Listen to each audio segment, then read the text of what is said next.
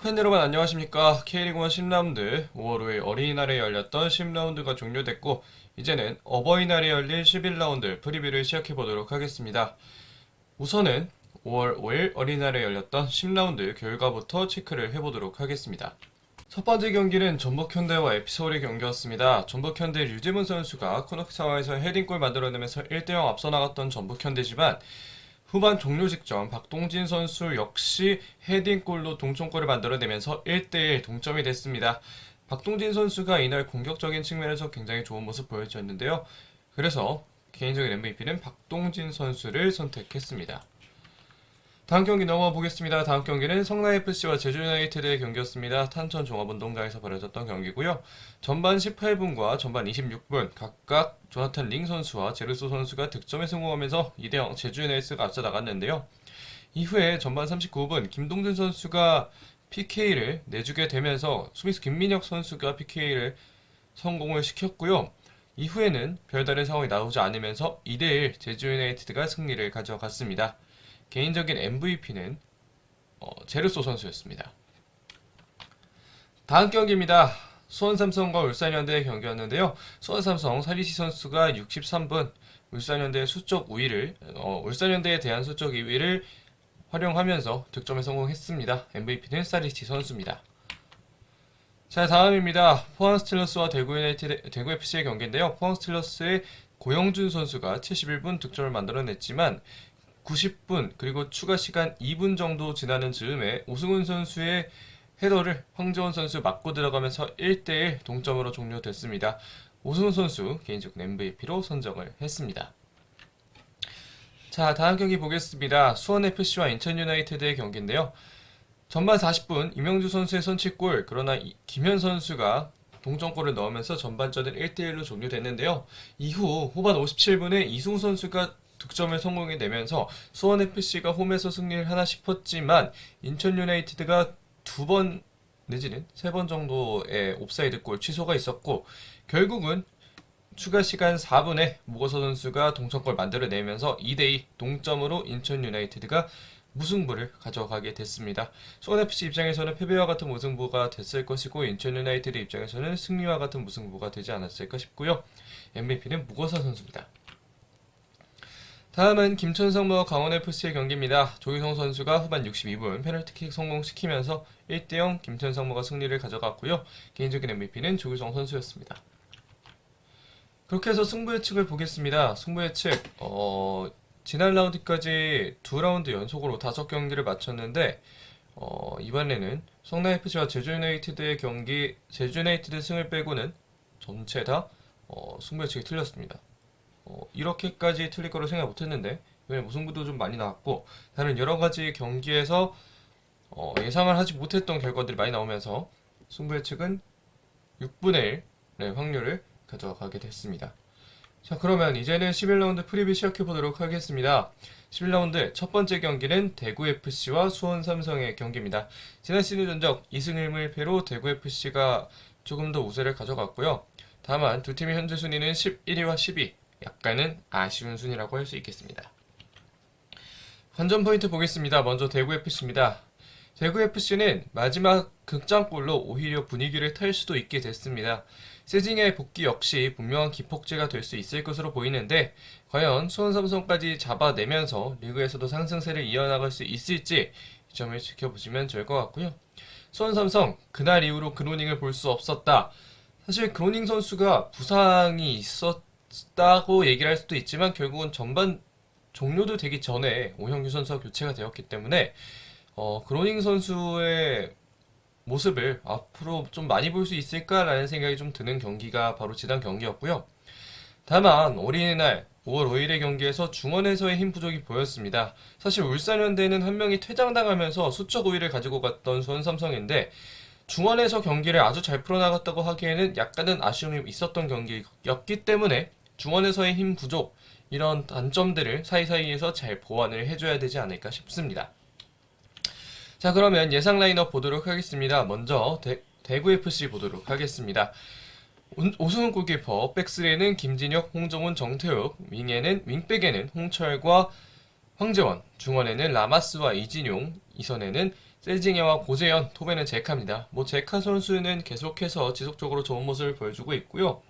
아마도 에드가의 공백을 많이 걱정을 했을 텐데 에드가의 공백을 생각보다 좀 잘 메워주고 있다라는 생각이 드는 지난 경기였습니다. 중원에서 라마스와 이진용은 계속해서 좋은 합을 보여주고 있고 최근에는 가마 감독이 오른쪽 윙백에 이태희보다는 황재원을 많이 기용하면서 이 정도 라인업이 만들어지고 있습니다. 다음은 수원삼성 보겠습니다. 4-1-4-1 내지는 4-3-3이라고 볼 수 있겠는데요. 양형목 골키퍼, 백부에는 이기재, 볼트리스, 민상기, 장호익, 중원에는 이한도, 사리치, 정승원, 윙에는 전진우와 류승우, 톱에는 오현규입니다. 김건희가 약간의 부상이 있으면서 톱에는 오현규가 서게 됐고요. 볼란치 자리에 설 유재호 선수가 부상이 겹치고 한석종 선수는 폼이 안 올라오면서 이한도 선수가 볼란치 자리에 설 수 있게 됐습니다. 이한도 볼란치가 어떤 결과를 가져올지는 잘 모르겠고요. 윙에 있는 전진우와 류승우, 사실 유주환 선수는 지난 경기 아주 큰 모습을 보여줬다 하기는 어렵기 때문에 전진우 선수와 류승우 선수의 배치, 이 배치도 좀 가능하지 않을까라는 생각이 들었습니다. 김태환 선수가 오른쪽 윙으로 나오고 류승우가 왼쪽 윙으로 나오게 될 수도 있고요. 다른 여러 가지 조합을 지금은 찾아가는 단계에 있는 이병근 감독이라고 할 수 있겠습니다. 자, 그러면 키플레이어를 보도록 하겠습니다. 키플레이어, 대구FC 입장에서는 세징야입니다. 복귀 후 다시 보여줄 세징야의 클래스, 이 경기에서 다시 시작될 수 있을까?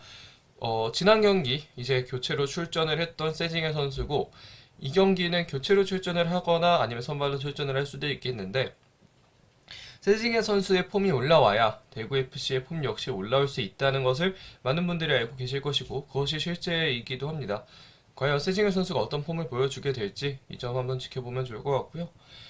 수원 삼성의 키플레이어는 이한도입니다. 볼란치 자리도 적응을 할 수 있어야 할 것 같습니다. 센터백만 서왔지만 또 볼란치 자리에 서서 잘 해준다면 그것만큼 또 수원 삼성에 도움이 되는 것도 없기 때문에 이병근 감독이 이한도 선수를 믿는 만큼 이한도 선수도 좋은 플레이를 보여줘야 하지 않을까 싶습니다.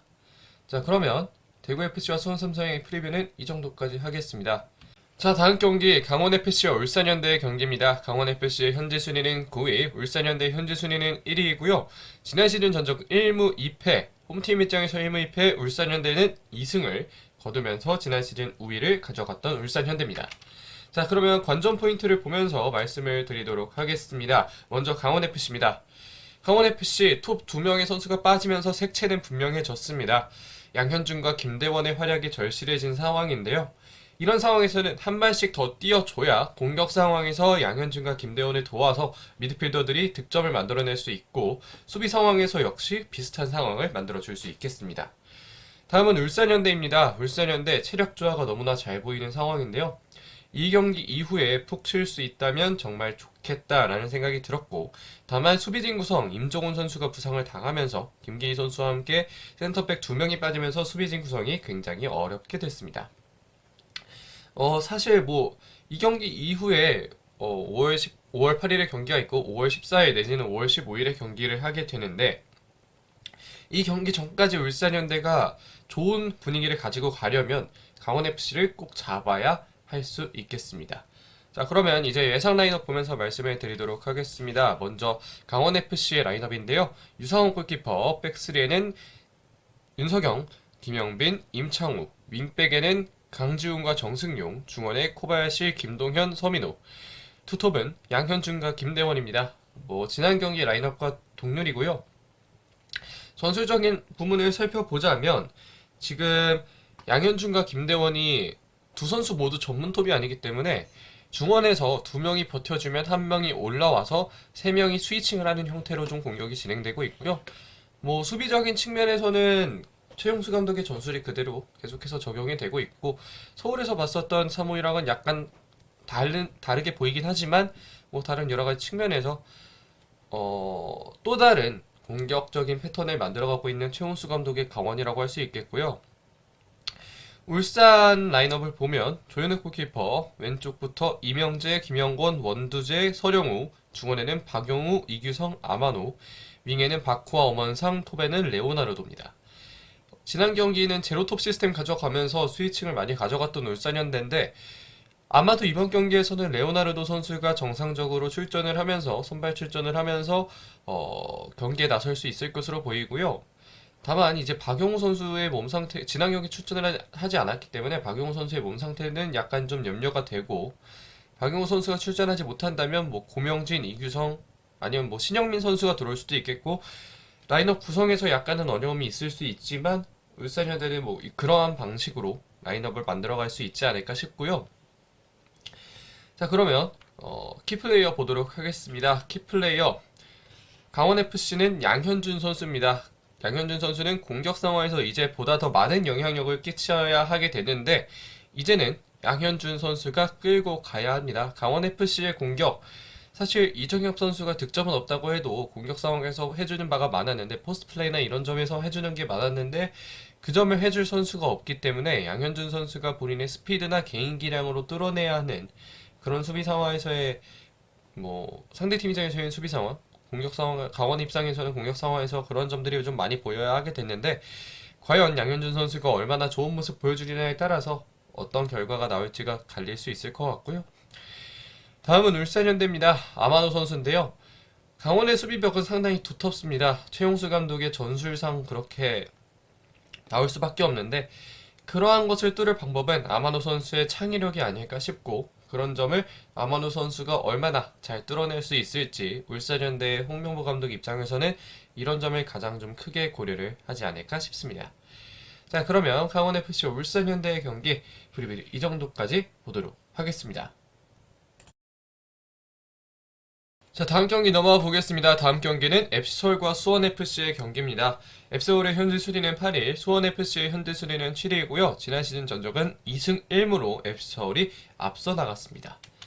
자, 그러면 관전 포인트를 보면서 말씀드리도록 하겠습니다. 먼저 박동진 선수가 동점골 만들어내면서 굉장히 스펙타클한 세레머니를 보여줬는데, 이런 점이 박동진 선수에게 많은 감독들이 바래왔던 그런 바가 아닐까라는 생각이 들 정도로, 지금까지 그렇게 박동진 선수와 같은 캐릭터가 없었던 FC서울에 새로운 바람을 일으키지 않았나라는 생각이 들고요.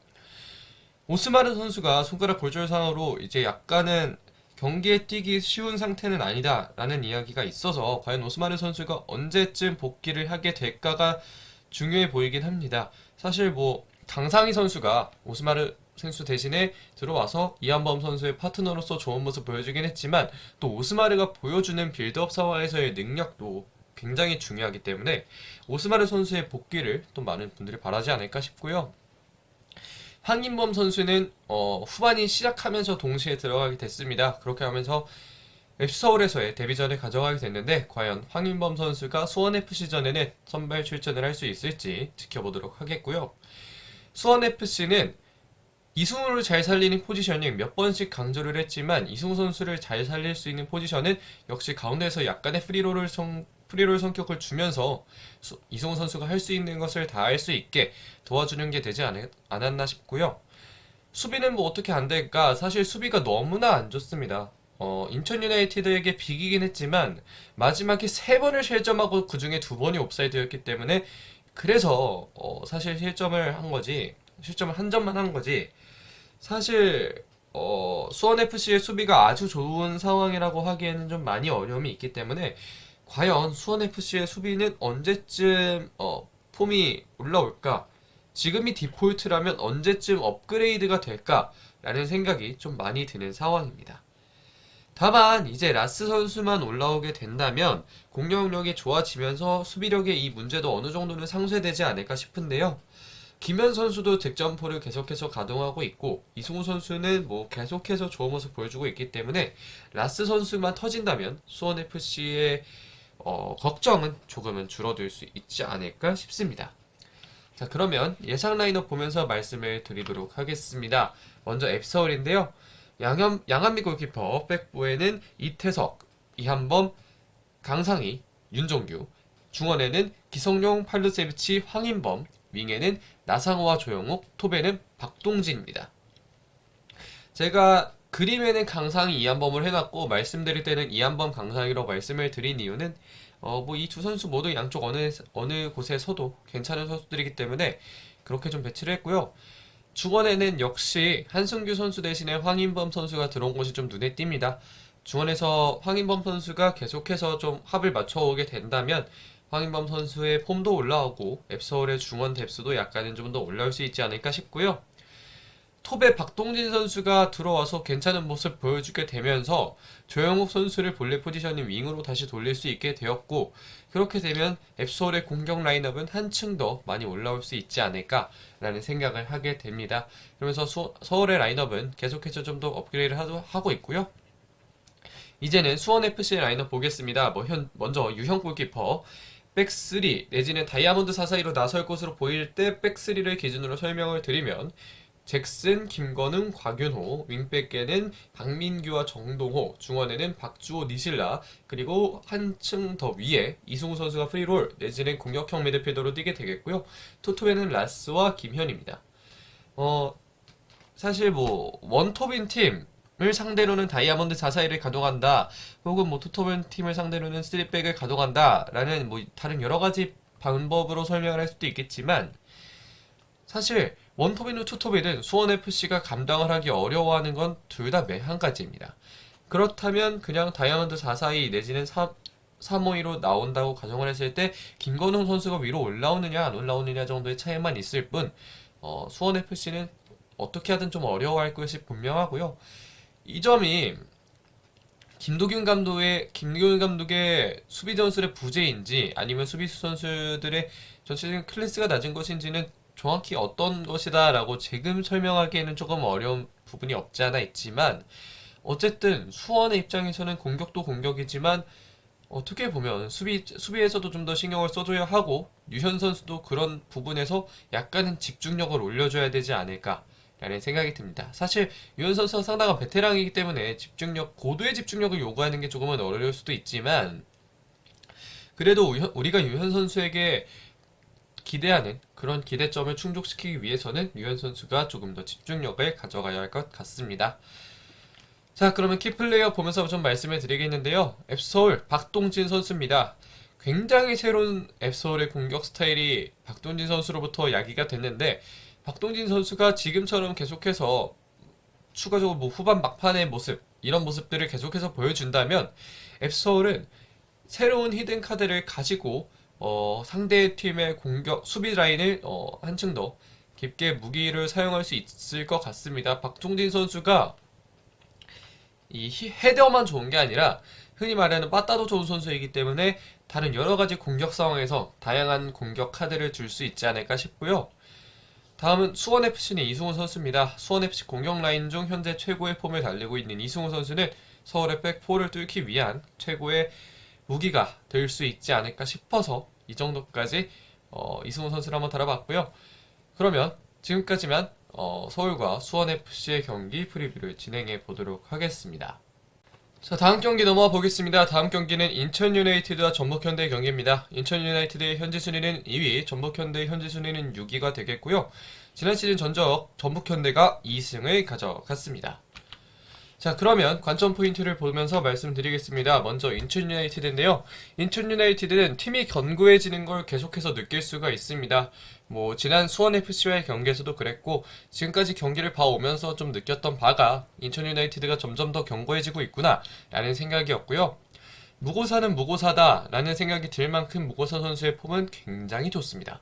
지난 시즌까지는 약간 아쉬웠던 모습이 있었는데, 올해는 정말 그 이전의 무고사로 돌아온 듯한 느낌, 그런 느낌이 들면서 무고사 선수가 좋은 모습 보여주고 있습니다.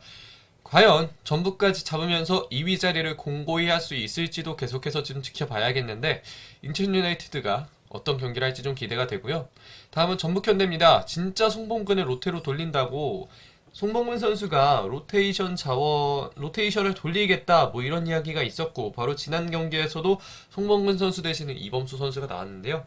다만 이범수 선수는 잘했습니다. 그러나 송범근 선수가 가진 그런 어떤 재능이나 능력들이 약간은 송범근 선수를 로테로 돌리는 게 오히려 패착이 될 수도 있다는 점을 미리 한번 좀 걱정을 해보고요. 다만 이범수 선수가 잘하는 선수이기 때문에 그 점에서 아주 큰 우려점은 없지만 송범근 선수의 폼은 약간의 우려가 되는 점이긴 합니다. 류재문과 홍정호 선수가 얼마나 큰 부상을 당했는지는 아직 미지수인데요. 다만 선수 보호 차원에서 다음 경기에 안 나올 수도 있고 어쩌면 뭐 다음 경기에 나올 수도 있겠지만 이 선수들이 류재문 선수는 직전 경기 전체적인 측면에서 아주 좋았다고 보긴 어렵지만 득점을 했고 홍정호 선수는 또 전북현대 수비의 중심이기 때문에 이 선수들이 빨리 돌아오는 게 전북현대 입장에서는 꼭 필요한 점이 아닐까 싶습니다. 자, 그러면 예상 라인업 보겠습니다. 먼저 인천 유나이티드인데요. 김동원 골키퍼, 백스리에는 델브리지, 김동민, 오반석, 윙백에는 민경현과 김보섭, 중원에는 여름과 이명주, 이선에는 김도혁과 아길라르, 톱에는 무고사입니다. 뭐 더 말씀을 드리지 않아도 이 라인업 계속해서 나오고 있고 특히 김동민 선수가 이제 퇴장 징계에서 돌아오면서 다시 한번 안정적인 백스리를 가져가게 됐고요. 물론 김광석 선수도 좋은 수비수이지만 그의 나이를 생각해봤을 때 김동민 선수가 해줘야 하는 바가 분명히 좀 있습니다. 그리고 김동원 선수가 계속해서 출전을 하고 있는데 개인적으로는 김동원 선수의 안정감이 아직은 괜찮다고 보고요. 아직까지는 이태희 선수가 무조건 돌아와야 한다라는 말이 나올 정도는 아니다라는 생각이 듭니다. 민경현 선수나 김보섭 선수 역시 이주홍 선수와 오재석 선수가 폼을 올리기 전까지는 지금의 자리에서 꾸준히 잘 해줄 것으로 보이고요. 인천 유나이티드 라인업을 뭐 정도까지 말씀드리면 좋을 것 같습니다. 다음은 전북현대인데요. 송범근 골키퍼, 백포에는 김진수, 최보경, 박진섭, 김문환, 중원에는 백승호, 김진규, 김보경, 윙에는 바로우와 문선민, 톱에는 일류첸코입니다. 사실 오른쪽 윙에서의 출전 시간 배분을 한교원 전반, 문선민 후반 뭐 이렇게도 나눠 갖긴 하는데 개인적으로는 문선민 선수가 가진 파괴력도 조금 더 강력하지 않을까 싶어서 문선민 선수를 오른쪽에 배치를 했고요. 문선민 선수가 여기 서 있던 한교원 선수가 여기 서 있든 어떤 라인업을 배치해도 같은 파괴력은 지닌 선수들이라 뭐 딱히 문선민 선수가 있나 한교원 선수가 있나 비슷하지 않나라는 생각이 들었고요. 중원에서는 백승호 선수가 좀 돌아와야 하지 않을까 싶고 홍정호 선수가 뛰기가 좀 어렵다면 최보경과 박진섭이 그대로 좀 돌아와야 하지 않을까 싶고요. 송범근 선수는 이번 경기가 ACL 이후 다시 복귀전을 펼치는 경기가 되지 않을까 싶습니다. 키플레이어 보겠습니다. 먼저 인천은 김동민 선수입니다. 징계 복귀 후 다시 한번 시작할 시간이 되었는데요. 전북의 공격이 정말 강하기 때문에 김동민 선수가 어떤 수비를 보여주게 될지 이 점이 인천 유나이티드 조성원 감독이 가장 좀 기대를 하는 바가 되지 않을까 싶고요. 전북 현대는 박진섭입니다. 인천 유나이티드의 공격력 역시 상당히 강한데 전북 수비를 잘 이끌고 인천 유나이티드의 공격을 잘 막아줘야 되지 않을까 싶습니다.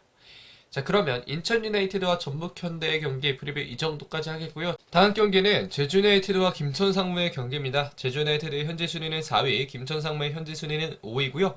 지난 시즌 전적 당연히 없습니다. 자, 그러면 관전 포인트 보면서 말씀드리도록 하겠습니다. 먼저 제주 유나이티드인데요. 제르소와 링의 득점은 분명히 긍정적인 측면이 있습니다. 이 두 선수가 점점 더 올라옴에 따라서 주민규 선수의 어시스트 능력이 발전하고 있고 제주 유나이티드의 공격 패턴 역시 여러 가지로 발전을 하고 있는데요.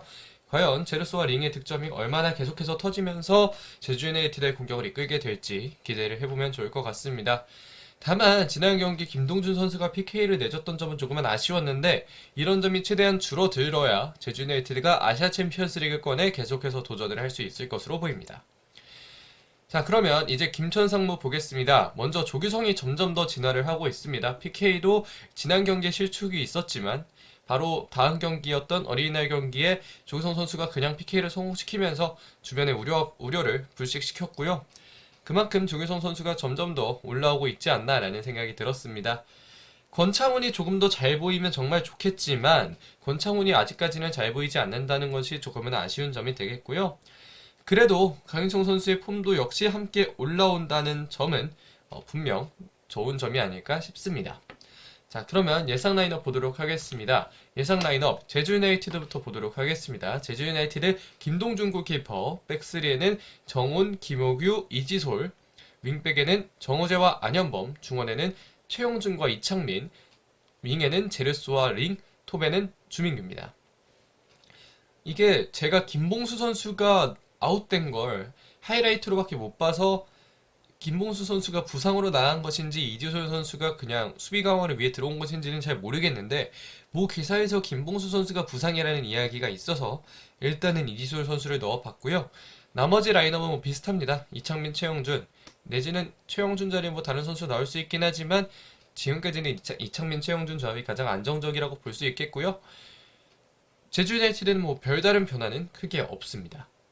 다음으로 김천 상무 라인업 보도록 하겠습니다. 구성인 골키퍼, 백포에는 유인수, 정승현, 김주성, 강윤성, 중원에는 고승범, 권혁규, 이영재, 왼쪽에는 서진수, 오른쪽에는 권창훈, 톱은 조규성입니다. 지난 경기 황인재 골키퍼가 출전을 했습니다. 구성윤 선수가 부상인지 어떤 것인지는 제가 풀 영상을 보지 못했기 때문에 잘 모르겠지만 구성윤 선수가 나올 수도 있고 구성윤 선수가 좀 어렵다면 황인재 선수가 출전을 할 수도 있지 않을까 싶습니다. 이 점은 풀 경기를 보신 분들이 좀 말씀을 해주시면 좋을 것 같고요. 센터백 자리에 지난 경기 김주성 선수가 출전을 했는데 이 경기에서도 좀 충분히 출전을 할 수 있을 것으로 보이고요.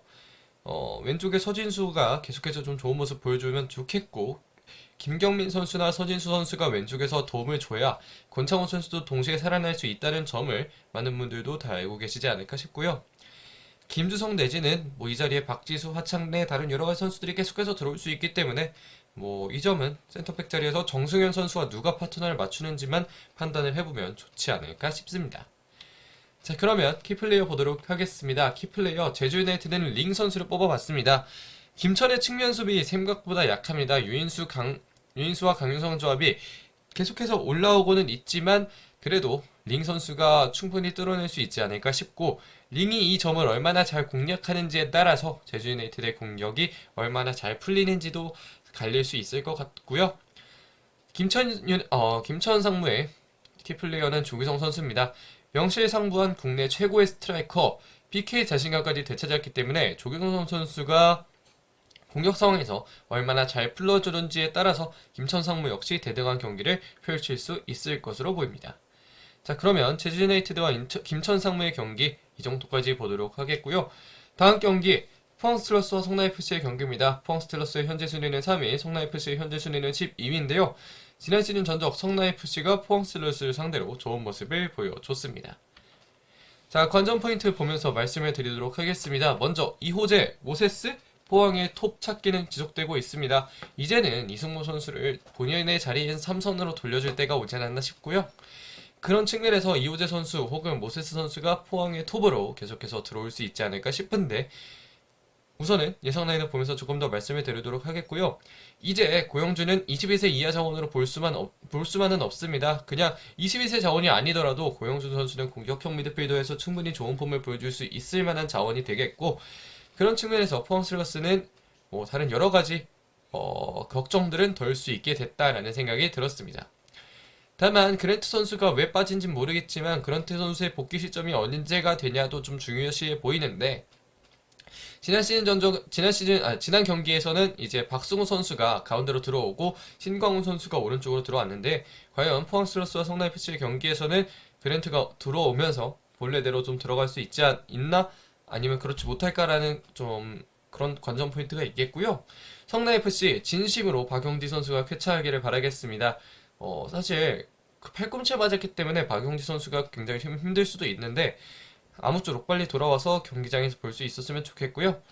윌리치와 팔라시오스 조합은 상당히 괜찮았습니다. 뭐 투톱에 이 두 선수를 세워놓으면서 생각보다도 좋은 시너지 효과가 났기 때문에 성남FC 입장에서는 이 두 선수를 투톱에 놓고 어떤 방식으로 세부 전술을 짤까를 고민하게 되는 그런 경기가 아니었나 싶고요. 강재우 선수의 합류가 굉장히 큰 도움이 될 수 있을 것이다 라는 생각이 들 정도로 강재우 선수는 지난 경기 좋은 경기를 보여줬습니다. 예상 라인업 보면서 말씀을 드리도록 하겠습니다. 먼저 포항입니다. 윤평국 골키퍼, 백보에는 심상민, 박찬용, 박승욱, 신광훈, 중원에는 이수빈, 신진호, 고영준, 윙에는 임상혁과 정재희, 톱에는 이호재입니다. 모세스 선수가 톱으로 출전할 수도 있고요. 이호재 선수가 출전을 할 수도 있는데 이호재 선수가 FA컵에서 좋은 활약 보여주면서 폼을 올렸기 때문에 이런 측면에 있어서는 이호재 선수가 톱으로 출전할 수 있을 가능성이 충분히 존재를 하지 않을까 싶습니다. 역시 그랜트 선수가 복귀를 하지 않으면 박성욱이 가운데 그리고 신광훈이 오른쪽으로 가지 않을까 싶고요. 이외에 포항 스틸러스의 특이점은 딱히 없습니다. 이제 성남FC 보도록 하겠습니다. 김영광 골키퍼, 백3에는 최재묵, 김문혁, 권한규, 윙백에는 박수일과 이지훈, 중원에는 권순영, 김민혁, 강재우, 투톱에는 뮬리치와 팔라시오스입니다. 강재우 선수가 들어오면서 중원에서의 힘이 계속해서 좀 더해지는 모습이고요. 강재우 선수가 좋은 모습 보여주고 권순영, 김민혁도 계속해서 좋은 모습 보여줘야 성남FC가 탈골질을 할 수 있을 것으로 보입니다. 다만 포항 스틸러스는 그런 상황에서 좀 어려운 상대이긴 합니다. 백스리는 최지묵, 권한규, 김민혁 이 조합이 시즌 전부터 가장 베스트라고 꼽혔던 조합인데 이렇게 좀 가지 않을까 싶고요. 골키퍼는 최필수가 나올 수도 있고 김영강 선수가 나올 수도 있겠습니다. 투톱인 뮬리치와 팔라시오스 선수는 지난 경기 괜찮은 조합이었지만 팔라시오스 선수의 왼발이 터지지 않으면서 차라리 뮬리치가 왼쪽으로 가고 팔라시오스 선수가 오른쪽으로 가는 조합이 조금 더 나을 수도 있겠다라는 생각이 들긴 했지만 두 선수의 조합은 꽤 괜찮았습니다. 자, 그러면 이제는 키플레이어를 보도록 하겠습니다. 키플레이어 포항 스틸러스는 고영준 선수입니다. 어디까지 성장할 수 있을지가 기대되는 선수이고 하루가 다르게 성장하는 선수이기 때문에 고영준 선수에 대한 팬들의 기대감 정말 높을 것으로 보이고 차후 항저우 아시안게임에서도 고영준 선수가 보여줄 수 있는 점들이 분명히 있지 않을까 싶습니다. 성남FC 입장에서는 뮬리치 선수를 뽑아봤는데요. 이제는 뮬리치 선수가 보여줘야 될 시간입니다. 이런 상황에서 성남이 낼 수 있는 최고의 카드는 뮬리치 선수이기 때문에 뮬리치 선수가 어떤 모습을 보여주느냐에 따라서 이번 라운드 포항 스틸러스와 성남FC의 경기, 성남FC가 대등하게 경기를 풀어갈 수도 있지 않을까 싶습니다. 자, 그러면 이제는 승부 예측을 보도록 하겠습니다. 승부 예측. 먼저 첫 번째 경기는 대구FC와 수원삼성의 경기인데요. 대구FC의 폼이 올라오고는 있지만 수원삼성의 폼도 역시 올라오고 있다는 점에서 수원삼성의 승리를 점쳐보도록 하겠습니다. 무승부가 나올 수도 있겠지만 개인적으로는 좀 한 팀으로 좀 기우지 않을까 싶고 기우는 팀은 아마도 수원삼성이 되지 않을까 싶고요. 다음 경기인 강원FC 울산현대의 경기, 울산현대의 선수들이 체력이 올라오지 않았다는 점을 생각해보면 강원FC가 수비적으로 잘 지키면서 무승부를 가져가게 되지 않을까 싶고요. 다음 경기는 앱서울과 수원FC의 경기, 앱서울의 폼이 점점 더 올라오고 있다는 점에서 수원FC도 분명 좋지만 앱서울의 공격진의 컨디션이 올라오고 있다는 점에서 앱서울의 우세를 점쳐보도록 하겠습니다. 다음으로 인천유나이티드 전북현대의 경기, 사실 인천 유나이티드의 전술에는 전북현대의 전술이 조금 더 잘 맞아 들어갈 수 있긴 하지만 인천 유나이티드 올라오고 있고 전북현대도 점점 올라오고 있다는 점에서 상승대에서 두 팀이 만나는데 개인적으로는 무승부가 나오지 않을까 싶고요.